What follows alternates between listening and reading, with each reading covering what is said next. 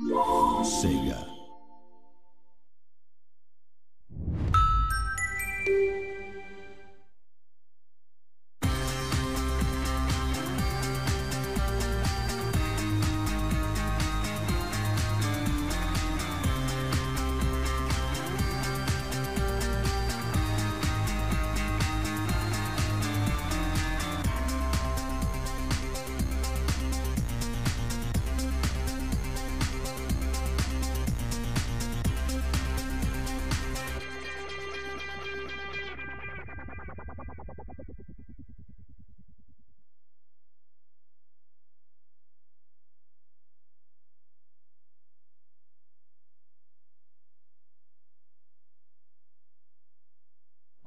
We had numerous different ideas that we proposed for having a flying character, but the team members really liked the idea of setting the game inside of a dream world.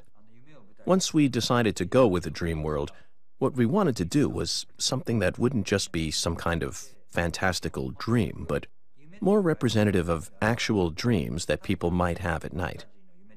I read a lot of books and other literature about dreams and the deep psyche in order to learn how to faithfully create an actual dream. There are a lot of books out there by experts. The primary foundation I used was the work of Carl Jung, but I referenced the works of several people who had done proper scientific research on the topic of dreams in order to construct the dream world and also the characters that appear in those dreams.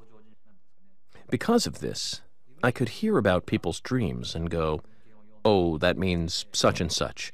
And so for a while, members of my team would come up to me and ask things like, "Hey, so I had a dream about this last night. What does that mean?" And I'd say, "Okay, that means you have residual trauma from this sort of event in your past." So I was acting sort of like a dream interpreter. After a while, I started realizing that it revealed deep-seated psychological issues and emotional scarring and other things I probably shouldn't have been privy to, and I figured maybe I should quit while I was ahead. To put it simply, different people have issues inside themselves that they need to overcome, or some sort of conflict deep within themselves. And dreams give us a means of visualizing those conflicts when we go to sleep. That's how dreams work in the real world, at any rate.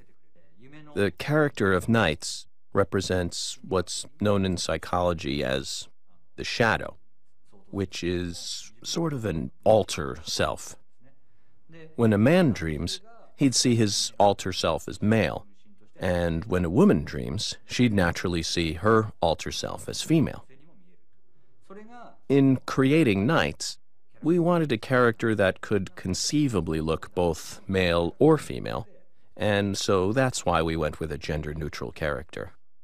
When the Nights project was still in its initial phases, the team we had was made up of people who had been working on Sonic titles, where he's running all the time, and we'd already decided from the outset that we were going to make a flying game. So now we have this game, which in English you'd call a platform action game.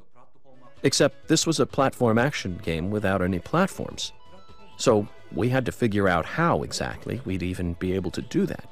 We came up with dozens of different rules and concepts for what sort of thing the character would be able to do in a game like this, but so we ended up in a situation where we were constantly going, well, how about this? How about this?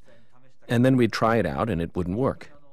There was a lot of trial and error involved. The biggest thing for me was wanting to create a game world for Nights that would be as close as possible to bringing out the feel of an actual dream world. That's one of the things I like most about Nights, is the fact that, as far as I can think of, Nights might be the only game character that a person could ever actually really meet. I really like the idea that fans might look forward to the chance of possibly meeting the real Nights whenever they go to sleep at night.